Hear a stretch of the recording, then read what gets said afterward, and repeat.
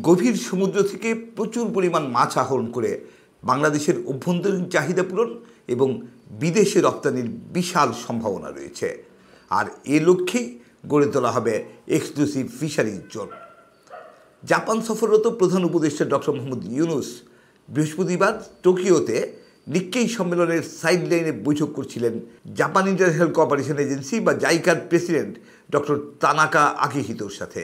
আর সেই আলোচনার এক পর্যায়ে ডক্টর ইউনূস বলেন, এমন একটি এক্সক্লুসিভ ফিশারিজ জোন গড়ে তোলা হবে যেখানে বড় আকারের ফিশিং ভেসেল যাতায়াত করতে পারে।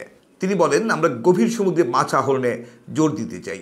আমাদের গভীর সমুদ্রে মাছ ধরার ট্রলারগুলো খুব ছোট, আর এ কারণেই প্রতিবেশী দেশগুলো আমাদের গভীর সমুদ্র থেকে মাছ ধরে নিয়ে যায়।